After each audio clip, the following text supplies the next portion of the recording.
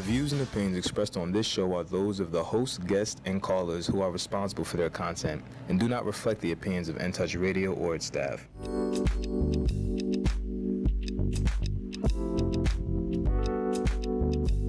All right. Good morning. Good morning. Good morning. This is Attorney Clinton Parrish, and you're live with In Touch News Radio. Reality radio, everybody can be a star. Listen, I feel like I'm sitting in the principal's office because DJ CEO Daryl Johnson has indicated he is going to be sitting in with me today on behalf of Pete. Pete's in recovery after the beatdown he's been taking here at this station for the last 6-7 months. He's take a little R&R for Pete to get his energy back up. But he needs it, but you're in trouble. Good morning, Daryl. How you doing this morning? I'm good. Good to be here. Listen, I'm always excited when somebody's new to be here because it's almost like I'm sitting out on my back porch. I got me a nice glass of ginger ale with a splash of cranberry juice, and I'm watching the ducks fly across and the birds and the hawks and whatever's happening, and I'm just having a conversation. So I'm just excited this morning to have you here with me. And I'll tell you something. I'm always touched and interested when I see what people are reading. I see that you have your hand pocket version of the Constitution. I do.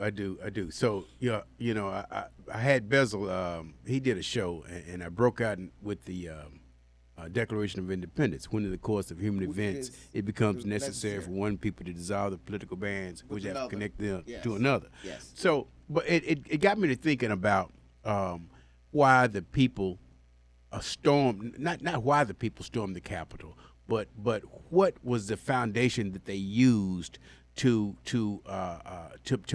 in their minds make it legit. And so further down in the Constitution, it goes to say that whenever any form of government becomes destructive of these ends, it is and these ends is the right of the pursuit of life, liberty, and pursuit of happiness.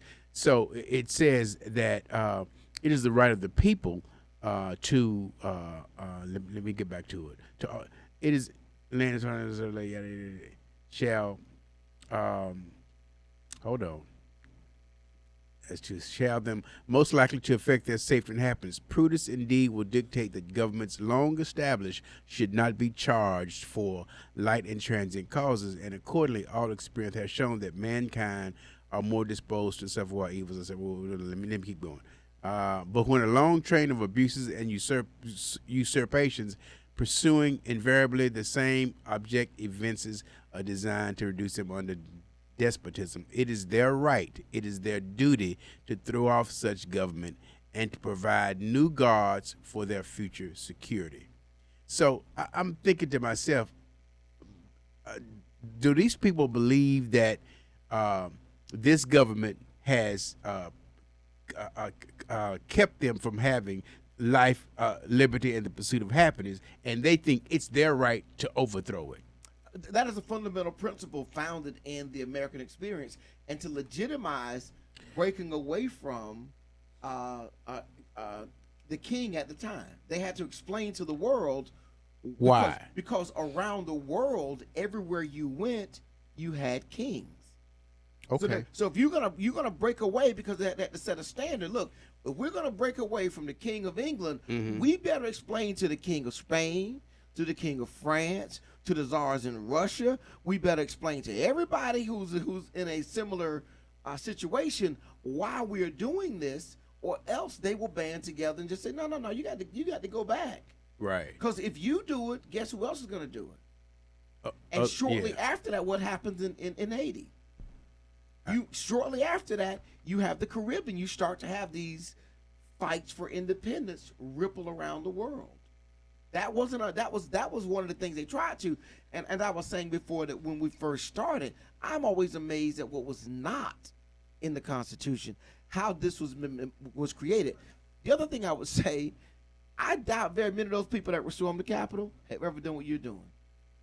Read the Constitution. They probably heard some people tell them some parts about it, like you just did. But they probably have never sat down and actually. Because first of all, it's a difficult read. It's a difficult read. It's a very, very difficult read, and you almost need someone contexting the reading. And the question becomes, then who is context? But I thought it was right, enlightening to see that you would take the time though, and really look at what's happening, because we're in a moment now America's done such a horrible job of teaching civics Right. that most Americans do not know the basics of the Constitution. You know why? Why? It becomes immediately contradictory. It talks about liberty and freedom. Right. You ever heard me tell that skit about how they were doing No. those fellas up in Philadelphia? Leroy Sambo and Bojangles were working. You know, they were working the room Okay. while the Declaration was being made, and they were the slaves of the actual people. Thomas Jefferson, and John Hancock, those fellas, George Washington. They were the actual slaves. Leroy Sambo and Bojangles. You know, a couple other fellas were there too. They were working the room. You Okay. know, they're as attendants. They're slaves. Right. But they understand English. Okay. And they hear these words: life, liberty, independence, pursuit of happiness. And they're sitting there and they start giving each other the high. Yeah. This finna be good. Are we about to get up out of here? Yeah, this gonna be good. And immediately when they finish, they realize, wait, no, we weren't talking about like freedom for everybody. We're just talking about for us. Yeah. Immediately, it's in contradiction. Before it's even finished, it's already in dispute. And one of the arguments that gets made about this is it was a compromise. All of it is about a compromise. And the backdrop to that is the World War that's going on. The World War that was being fought and the fear. England had just ended slavery. Okay. In England. It had not in the colonies. In its properties because it was making money off those folks. Right. And there was discussion about, well, how do we figure this out? How do we do this? Well, that was one of the undercurrents of the drive, and we find that in the 1619 project. That is a big component of why these fellas thought we need to move now. We need to move right now before we lose the power economically of what we have. But America's done such a bad job of teaching civics. Most people have no idea how their government works. And if once you start looking at it, there's so many contradictions in local government, state government. You know, for example, simplicity. We have this issue now about abortion. I don't want to make that the issue is, and everybody's up in arms about the Supreme Court. Well, they're not supposed to be making laws anyway. Why are we not up in arms about the lack of legislation laying out how America would deal with this? Well, the Supreme Court is not. It does not make laws. They don't make laws. Any laws. That's all legislation. They interpret the laws that are written. And so what they're interpreting, they shouldn't even look at Roe versus Wade. It should be put aside. They should look at what statutes are on the books, what legislation has been passed by Congress as regards abortion. Are you saying that what they're doing right now is against what they should be doing? Right. I think they're doing what they have now drifted into doing. It is not what they should be doing. Because what they're really doing is they're taking that Constitution, and that's what they're interpreting. But the Constitution gives Congress the right to adopt legislation, and then they would interpret that legislation. But Congress has not done that. And so what do you? Well, they did Roe versus Wade, right? That's a legal. See, this is in the Constitution now. Okay. The legislative branch makes the laws. It says what the laws are. Okay. The executive branch executes the laws. Okay. The judicial branch interprets the laws, if need be. Well, they have. Well, when the court case comes to them, their job is to say, yes, you're in compliance with what the legislation is. No, you're not. Or the ultimate law of the legislation was the Constitution. It's the first legislation. So when they say we're looking at the Constitution, what they're basically saying is, look, we're starting with the first piece of legislation, and from that, we're going to walk. And here's what they're trying to say is the Constitution says nothing about the federal government regulating a woman's medical care to get it or to not get it. So the federal government, you need to step out. But does it say that the states do? There you go. Well, interesting. Now we're back to the Constitution. And I love it. Let me tell you something. I love the Constitution. I even took my kids on a trip. We did a case study and did a trip to Philadelphia because I kept trying to explain to them, tell me what was the law before the Constitution. Declaration of Independence 1776. Constitution's ratified in what year? 89. 89. So we have 13 years. Who was in charge? Who ran? What was the law? There were laws, and there were people that followed laws. But what was it? It was something that people just made up, and they went along and they made up something else, and eventually you get to the Constitution. Okay. But the Constitution breaks out how each piece of this fits together, and that's why I'm just so elated to see you reading it. Oh, because people think they're talking about Roe versus Wade. They're not. They're talking about what's in the Constitution. Yeah. No different than if you go back to Brown versus Board of Education, the desegregation case, right? Okay. That they didn't go back and look at Plessy versus Ferguson. They went back to the Constitution because they shouldn't be making laws anyway.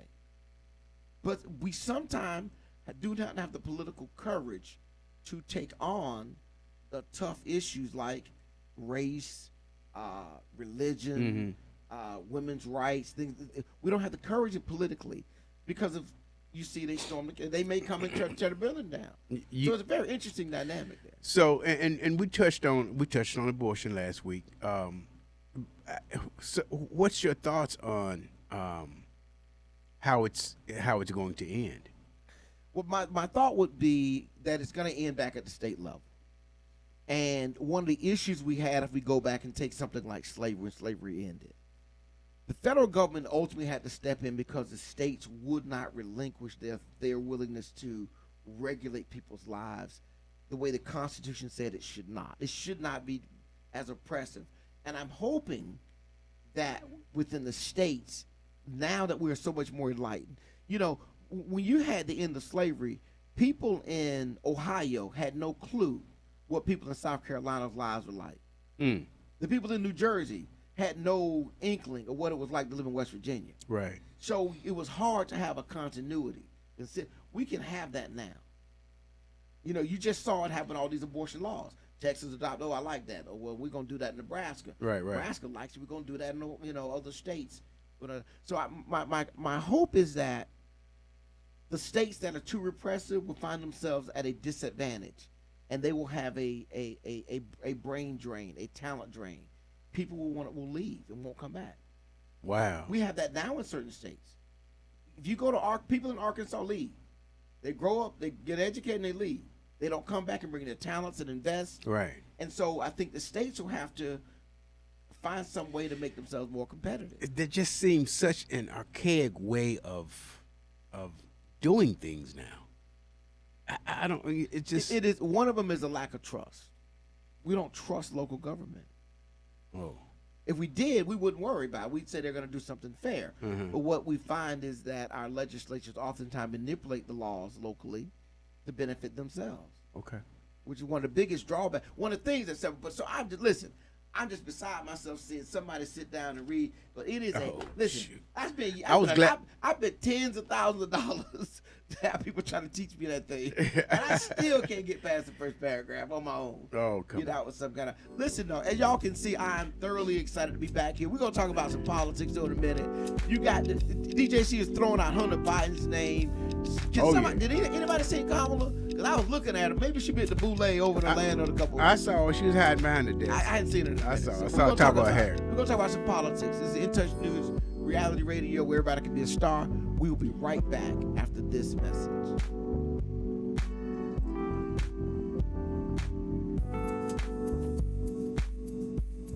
Hey, this is Agent Wright, better known as Mr. Clean. You looking for some great barbecue? Come see them two brothers on the grill, located at 423 Virginia Street, Charleston, West Virginia. We got ribs, chicken, pulled pork, brisket, collard greens, mac and cheese, baby. Come get some and get you a nice, smooth cigar. 304-550-4431. That is 304-550-4431. Come get some, baby. The Rib Man, mama, the Rib Man. St. Petersburg, Florida. Get ready. DAT Entertainment LLC presents A Night to Remember, Saturday, June the 4th at 7 p.m. at the Florida National Guard Armory, 3601 38th Avenue South, St. Petersburg, Florida, 33711. And this will be a show you won't forget, featuring the Manhattans with Gerald Austin. I had to meet you here today. Told the fellas I'm not going out tonight. Award-winning comedian Chris the Mayor Thomas. I saw this little white girl the other day. She said, "You have some big lips. I wish I had lips like yours." I said, "Bitch, hold still." And R&B soul singer A. Renee. At the casino. Let's go back to the way things used to be. Advance admission $60. Door price is $75. VIP $90. And this is a BYOB affair. You can also reserve tickets now at Eventbrite. For ticket information, contact JT the Dancing DJ at 813-412-0435. And for more info, call 727-486-3702. DAT Entertainment LLC presents A Night to Remember Saturday, June the 4th with a Manhattan featuring Gerald Austin.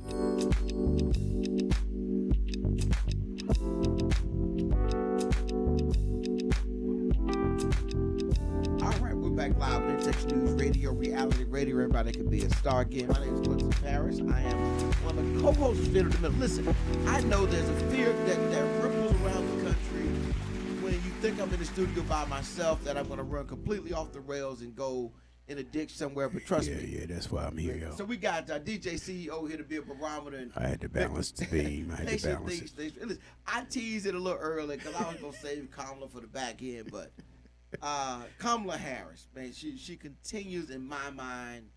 I don't feel her presence as much.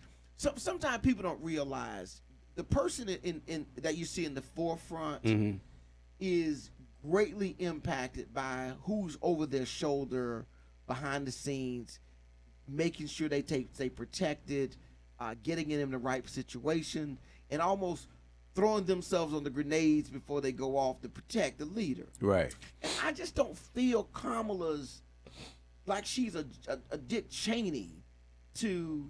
You didn't say a Joe Biden to an Obama. I was gonna get there. Okay. I'm gonna leave you alone. I gotta build. I gotta build. We got an hour show. I gotta paint the picture. The people are listening. They gotta see the picture emerge. They think of how demonstrative and forceful you felt his presence. Okay. You know, you mentioned Joe Biden. The picture of Joe Biden striding up to help get through the healthcare legislation, Obamacare, when it was nip and tuck. Right. Here comes Joe Biden going down the hallway, door to door, wrangling votes, that kind of stuff. And I wonder about Kamala. I wonder, is there something because of the race, the sexism, her personality that's preventing her from emerging as this kind of a force? I honestly believe that the White House has her smothered. Quite honestly, I think they're keeping her contained. Because she has the ability to take the lead. Based on what? What are you basing that on? Well, she was the Attorney General of California. You don't just get there. You have to have that ability. You have to be able to get to that pinnacle, and that's the largest group of attorneys in the country. It is. So she's got it. It's just I honestly believe that they do not want her to overshadow Joe Biden, because Joe Biden needs this right now. So trying to compare her with a Biden to an Obama or Cheney to a Bush is unfair, because she is the first female vice president we've ever had. So that in and of itself is more than a notion. So I think Kamala Harris, you'll see a lot more of her in year 3 and 4, but year 1 and 2, it's all about Joe Biden. So let me see if I got this right. Because here's Obama. He barely gets elected in Illinois, right? His home state. He then runs for the Senate, and a month or so before the general election, where he was trailing, his competitor gets caught up in a scandal and has to drop out of the race because they come out with he had an affair, and they send in what was the black guy from Carolina? So he died of COVID last year. Was a big time supporter of Bush, Herman Cain. They hurriedly rush Herman. They hurriedly rush Herman Cain up there to fill in to run against Obama, and he loses. Obama gets to Washington, and he wants to speak at the National Convention. Help me out. There's an older black guy in California, power broker. I can't think of his name. Oh, yeah. You know what I'm talking about? Yeah, I know. He makes the call.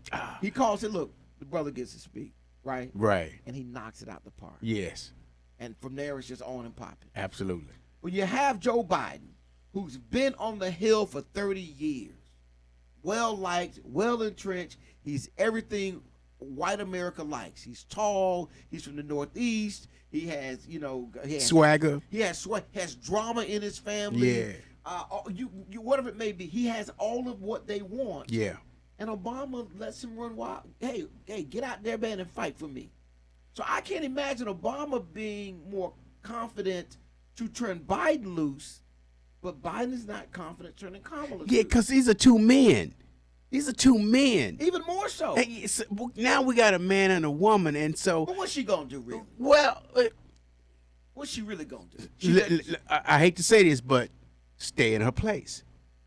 Now that would be the sexism piece. Exactly. And I asked that question: do you think there's some sexism at play in how they're handling? It's her? coming from, like I said, it's coming from the White House. Because you got to think about this. This is 200 years of, masculinity, and that's it. Ain't no feminism been in that house. Maybe not in the vice other than the first lady. We've had enough women at the Secretary of State and some other places, and I agree with you that we've not had it. But I would say this: you have to look at the landscape and in the Democratic Party. Okay. And I may be making my argument against our local Democratic Party. You may look more liberal than you really act. Meaning they may talk about being liberal and inclusive and promoting and all this kind of stuff. And Joe Manchin. Yeah. But we may not be really, and I'm just saying that you understand in leadership succession, you lose your vice president as the next person in leadership, it sets your party back, a la Dan Quayle. Right. Well, true. Dan Quayle didn't emerge. He was a weak vice president.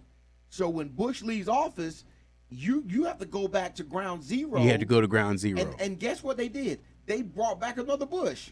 Well, so the problem is, in my mind, is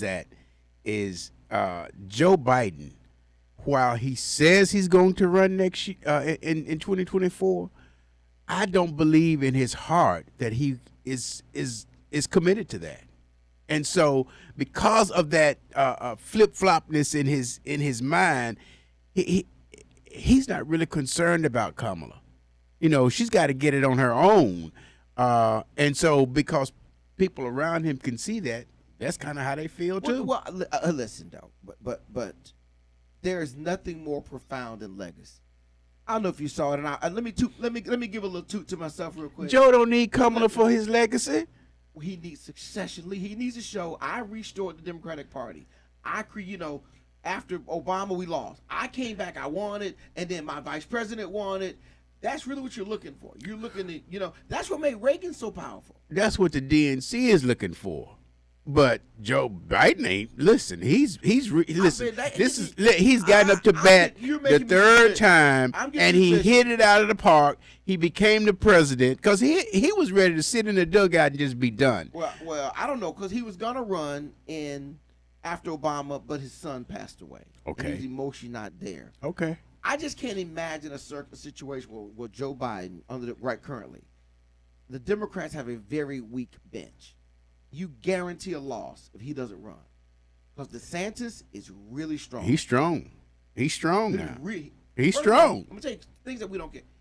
He's youngish. Yes, he is. He's youngish. Yes. And he's very forceful.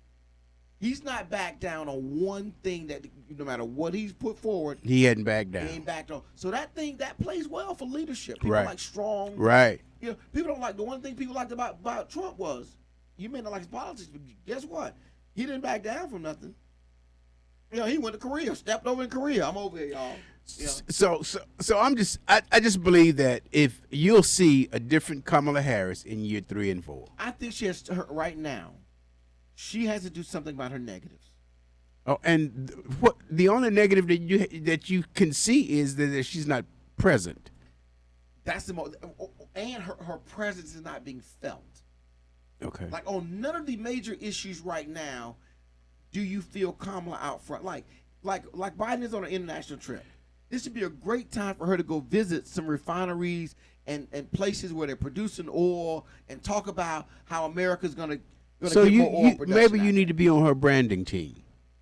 I mean, because really, it's somebody's either giving her bad advice, or she's taking bad advice, or she didn't listen. She didn't listen. She didn't listen. I'm just worried that we're missing a great opportunity to create a legacy that could spur benefits time and time again by what's happening with her. And if she doesn't turn it around, it's going to be we celebrate right now. Everybody celebrates Obama. It's a great accomplishment. Right. We need her to do something so that when she's gone, we're still celebrating her being the first that she won. She did something. Because see, right, the difference in her and Obama is she was selected by Biden. She didn't go out and win it. Oh, he went and won it. Okay. And so to validate being chosen for this, you now need to leave a mark, I think. And I just worry. I'm like, she will leave an indelible mark on the vice presidency. I promise you. I just believe that. I mean, I think about people like Condoleezza Harris. Condoleezza Rice. I don't get into politics, but guess what? She left the mark. She did, and continues to now. When something happens, people reach out to her. Reach out to Kamala. So Colin Powell. Right. He left the. We may not like it, but and so that presence I think is being lost right now. And that to me is a big. That's one of the things that's jumping out at me. Okay. It's really jumping out at me. And I like I said, you want to get Kamala out the way, and then of course since my wife is not AKA, I just Oh yeah, congratulations. Well, thank you, Samantha. Yeah. Listen, I'm real excited about her opportunity. Coming into the D9. Yes. I think there's a resurgence around the country. You have to thank Kamala Harris for that. And I'm gonna go to the organizations. For 20 years, I'm just talking to AKAs. AKAs, that's one thing. They strong. But the one I think is they put out a good product, and they finally look like we're getting this hazing under control.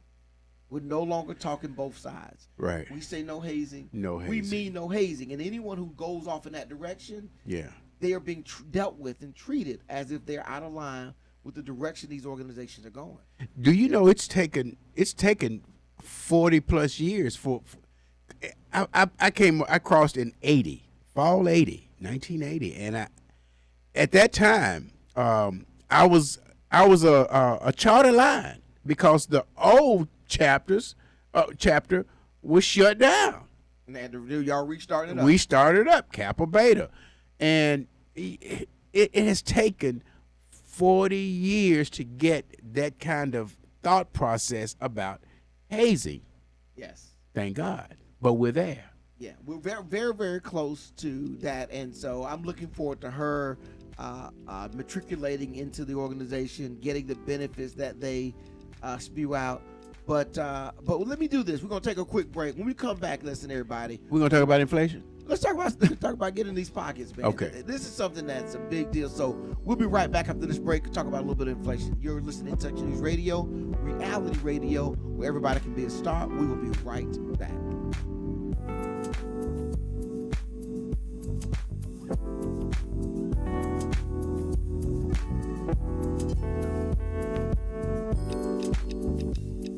Call Ricky. Ask Ricky. You need medical or a lawyer? I got the man to do the legwork for you. We tried the other ones before, so believe we hunted down 813-248-6300. Everything gon' be okay. Call Ricky, he coming. He taking care of state of Florida. Grab a pen of sundown 184-361-RICK. That's 184-361-425. Never word from the point forward, just recline. Just ask Ricky, plus your boy statewide. Just in case you missed it, I'ma tell you one more time. 184-361-RICK. Call Ricky, ask Ricky is a legal medical referral service. The doctors and lawyers in our network are trained in handling auto injury claims and getting you the best medical treatment and recovery. Dial 1-844-361-RICK. That's 1-844-361-7425. Ricky. Ask Ricky. When you've been injured, you deserve help from an attorney that knows how to handle your injury claim. This is Attorney Clinton Paris from the Law Office of Clinton Paris. For over a decade, I worked for insurance companies, and now I use that knowledge and experience to help people that have been injured. For a free consultation, call me, Attorney Clinton Paris, at 813-413-7924. That's 813-413-7924, or at parislawoffice.com. At the Law Office of Clinton Paris, we take the pain out of being hurt. Offices, Riverview.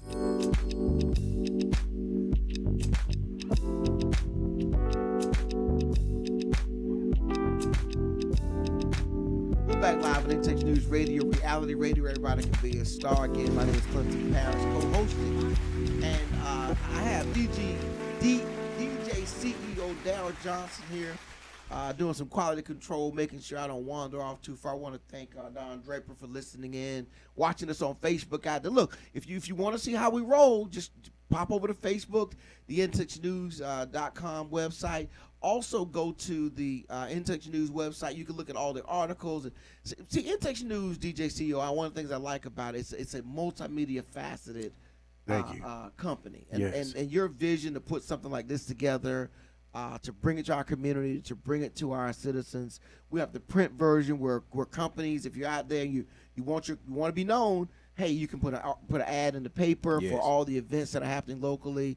Also, if you want your name to be called out and be heard about when we're on the air, you can buy time on the station. So I really commend you. Music, current events, politics, you all cover a gamut of subjects in various media that I think benefit the community worldwide. Well, we appreciate it. We try to entertain and we try to enlighten the community. Yeah, so you are doing a fine job, DJ CEO. Thank you, brother. Sitting in for Sweet Pea. Appreciate Okay, it. so I was telling somebody that, look, Joe Biden is in serious trouble. You know why? Why? Every time people go to the gas station, they think about what kind of job he's doing.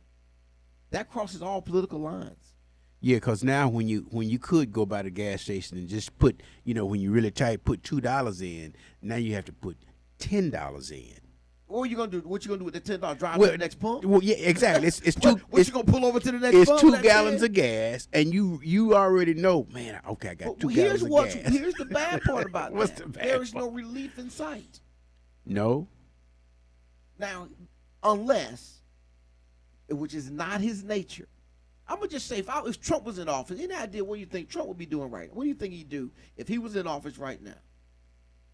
He started calling out the gas companies. He had called for a meeting in the White House. He'd make them sit at the table. First, he'd tell them when the cameras start, y'all go around the room, talk about what great job I'm doing. Exactly. First. Yes. And then second, you need to tell me how you're going to pump some more oil. That's it. He'd start with that. Yeah. And Biden just seems to think that he's going to let natural market forces. He may not realize the oil companies, they're making more profits than their profits are through the roof. Then they have They are through the roof. And the roof is on fire. But they are making more money. So, and most people don't realize there are very few products that don't have some petroleum in them. Absolutely. Every piece of plastic, anything with a finish on a surface, any kind of paint, any kind of mold, any of that stuff, you've got petroleum in that. And then you got different levels of petroleum for various things. Like there's gas for your car, Right. but then there's heating oil. Right. Then there's propane gas. Right. There's so many ways that our lives are dependent on. Petroleum. Right. And so it's cost is influencing pricing. So if you're sitting at home and you're thinking, well, I really understand how this inflation stuff works. Let me tell you what inflation is. It is the cost to buy things over a period of time and the change in that price. So we're at 8.3%, I think, of inflation. Do you think it's gone so far now that Biden is done? No. It hasn't. Because people understand, well, people that are of age understand how inflation works. And so if you've lived in times during inflation, you know that, okay, it's going to eventually come back down. It's so what people are going to have to weigh out is, and I'm hoping that the Democratic Party will make this fight, is they're going to have to weigh out, do we keep the Democrats in power while we're waiting on inflation to come down, or do we make the change ourselves and try to force the Republican Party to bring inflation down so that we can have an ease on our lives. So you have to start to balance your thoughts and say, okay, do my social constructs in my mind, the things that I'm happy with, my life, liberty, and pursuit of happiness, is that more important to me than the cost of living? Just the cost of living, or do I need to stretch out the cost of living because it's important that my liberty and my happiness is maintained? That is a very enlightened and I won't say privileged, but you have the option of contemplating that. But the single mother with 3 kids has got to run back and forth to daycare and she's barely getting by. She ain't thinking like that. She's thinking somebody needs to do something about this gas price. No, she's thinking like that. I need to get some. I need to drive across town to get baby formula. No, she's thinking like that now. She can't think down the road, especially with abortion being on the table. I'm telling you, that ain't it. Most women don't even think about abortion. Huh? Most women didn't think about abortion. Oh, so it's just the men that think about it. No. Okay. They've just made it into an issue for us to think about. But most women, they don't think, in particular the black community, we don't harp on. It's there, but we don't harp on. Listen, it's not like we talk about abortion and education. These are 2 things that's got to happen. Okay. We believe education changes your life. Yeah. Abortion, I can deal with that. You know why? Why? Because we have. Yeah. We've been dealing with babies being born unexpectedly. You have lived during the time when we had it. When you had it. See, you have. But it don't look like anybody using it, because I went to one of my tenants yesterday. Okay. And she's sitting there about to pass. I'm like, what's wrong with you? And she goes, my daughter pregnant. And I'm thinking, with all the stuff y'all got, see, that's the privilege that you have that's about to be taken away from. No, I think there's stuff. So right now, you've got so many things up. See, I understand abortion in the 50s and 60s. You think you do? I'm gonna tell you why. Why? The pill wasn't prevalent. You didn't have Norplant. You didn't have the day after. You didn't have proficiency of vasectomies. You didn't have tubal ligations weren't the standard. Daryl, almost every man I know over 40 is fixed. Hallelujah. 90% of the men I know over 40 like, man, anybody fixed. You get to 40. What are you at now? 36, 30, 32? You 40? 40, well, you'll be getting some. The fear factor go, oh, wait a minute. That can't happen. The fear gonna get you. Wait to baby number 4. What you miss on baby 4. You think it's coming and it was a false alarm. You gonna go, you know what? You ain't gonna catch me with that. Hello. I'm just telling you. So that's why I'm saying you didn't have all these things you could do. So like my mama said, if you show up with the baby, you wanted a baby. Well, so what you gonna tell your son when it happens? He been told. Okay. You get a baby that you want, and guess what? You can deal with that one. Or he's going to be thinking, man, we could just get this abortion. How many kids your parents have? 7. All right, my mama had 9. You had what? 3, 4? I had 4. We had 4. I wouldn't even consider going nowhere near 5 or 6. I can't afford them. But guess what? Well, I thought about 5 now. I wasn't thinking about 5. Man, I thought about 5. Shaking like a leaf. I thought about 5. Hey, man, listen. But I'm just saying, though, so you have all these ways to prevent having a baby now that you didn't have when Roe versus Wade was decided. Yeah, but those ways are about to be gone. No, I can go get condoms. I can get a vasectomy. I can get Norplant. I can run all this list of things down. Oh, man, all those things will be gone. Why? What makes you think that? Why would they get rid of that? In connection with abortion, though. Because they want babies any way they can get them. They don't want you putting no condom on. Hold on, sir. So you think this is about actual birth rate? Yes, without a doubt. That's all this is about. About increasing the birth rate. Absolutely. All right, so I'm going to push back on that a little bit because typically minorities and poorer people have more kids. Right. But the people deciding this are more affluent white middle class folks. Absolutely, and they're having the least amount of kids. But why would they want poor people? They don't care about that. But that's what they're promoting. Because the rich people, they'll still go get their abortion. They don't care. They don't care about poor, because all they do is they find a way to eliminate poor people. They kill us. Well, I won't say I get exploit us. Okay, and kill us. And kill. Okay. Let's just be true. I get okay, it may be small numbers, so anyway, but it's numbers nonetheless. The average person there going think, man, my only defense against having an unwanted child is I need access to an abortion. And they're not thinking that. They're thinking, well, man, I better be, my condom game needs to be a little tighter. Or we're going to go in, honey, we're going to go ahead and you get the tubal ligation, or I'll go get the vasectomy. One of us will go get That's sick. going to be against the law. I know you find it hard to believe, right? I find it hard to believe. Okay. I find it hard. I don't. It's not going to affect you, Clint. It's going to affect your children, though. But why would they get you? And I get the birth rate issue. Okay. I get the concern about that. Okay. And if it's because my thought would be, hey, I want poor people and and minorities. I want y'all having as many abortions as you can have.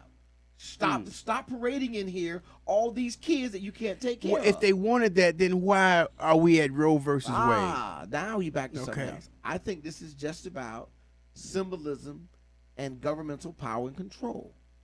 I think that took over COVID too. That's another whole show, my dude. A lot of what we got around COVID was just about government exercising some of its strength. I mean, this abortion thing, they've been pushing this for the last 50 years, and they finally got it. I think what it is like, you have to be careful what you ask for. Because if you look at abortion trends, those numbers have been trending down, and most people now realize we don't need that as a birth control method. Okay. We don't need abortion. Abortion is like the backstop. You got so many other ways before you get to that one. That if you didn't want to have a child before, you were just watching the calendar. Well, but as time has gone on, we've increased all these different ways.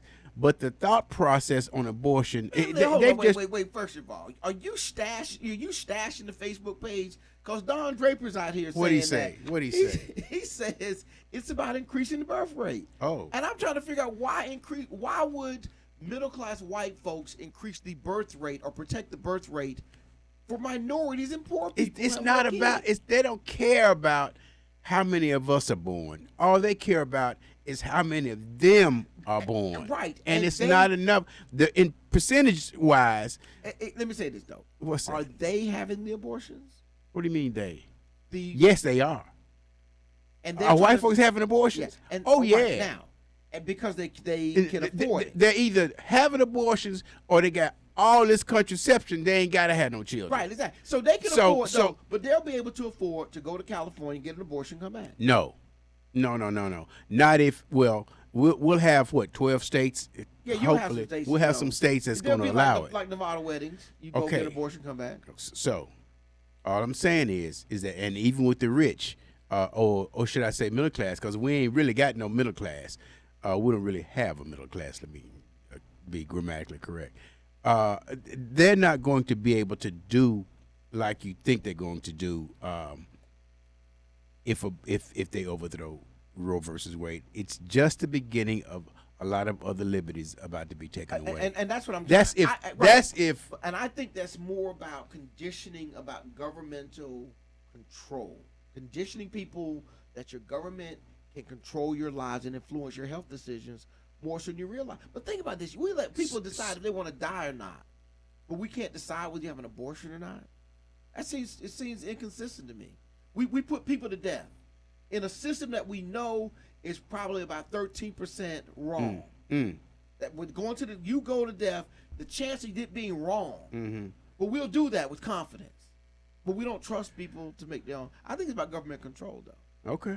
I think that piece about. But I think the bigger issue for Joe Biden though right now is I think the inflation is gone so far for him. He's almost done.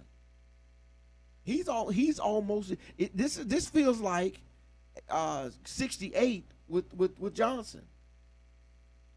With the Vietnam War, it was just too much. It had gone so far, there was nothing he could do. Because right now, I caught the back end of this there. I remember my sister being in the car going, What day of the week is it? It's my gas day. Like, what's your gas day? And driving all over town, sitting in line with your car, park your car, and leave it there to come back. So it's already in line to get gas. To get gas. See, Basil don't know nothing about that. No, you don't know nothing about that. About you only get gas on Tuesday and Thursday. Am I lying there? No, and you better hope that gas station you like to go to doesn't run out. Got some gas over there. It ain't like it was now. But you have to go on certain days to get your gas. That's the only day you could go. You know, so people had forgotten that, but Biden is not aggressively coming out saying we're going to fight inflation. How are you going to fight inflation? How? What are you going to do? And I think his strategy right now is just to keep putting other, he over in Asia, he's just trying to keep putting stuff so people don't think about that extra $2 a gallon that they're paying for gas, or that extra 65 cents they're paying for that milk. He didn't think about. What's that? Russia just turned off the gas to Finland.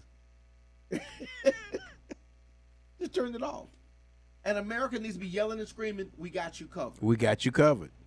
We need to yell and scream that, and Joe Biden is not. He's trying to leave this thing to Europe to handle, and by doing so, we're going to suffer. He's going to be out of office. Well, I think he's giving Europe an opportunity to lead, because America can lead. I think he just wants them to show the most of it, and then we just come in and backfill for them. Well, let me just say this. If DeSantis told Bezel, I will guarantee you $2 gas prices for the next 4 years, he's going to get your vote, right, Bezel? Bezel said, yeah. They want to do it. But, and think about that. And if I was running for president, that's why I come out and say, everybody, hey, vote for me, and I'll bring you $2 gas prices. And they're going to say, how you going to do it? I'm going to tell them to go to the oil companies, go pump all the oil you can. You can pump it anywhere you can. That's what I'm going to go do. And guess what? What? People going to add you're going to lose you're going to lose the environmental people. I lost them already, man. They sitting home now. Listen, I appreciate you, DJ CEO. Yeah, man. Listen, everybody, man. I got to check out a little bit early. I'm going across town to a legal redress workshop. Yeah. I'm going to do something I rarely do. Wait a minute, you saying, is it free? It's free. Oh, no. I'm giving away free legal advice at Allen Temple Church over in so can I just walk in right? Walk in the door. They over there right now. They've been going all morning. I'm on the 11 o'clock session, so I need a little transition time. Okay. So if you're listening out there and you're in the community, please drive by Allen Temple Church. A bunch of lawyers sitting around trying to figure out what they're going to do with themselves if you don't show up. So appreciate you sitting in, Bevel, as always. This is In Touch News Radio. Reality radio, everybody can be a star. I will be back next week. Peace. That is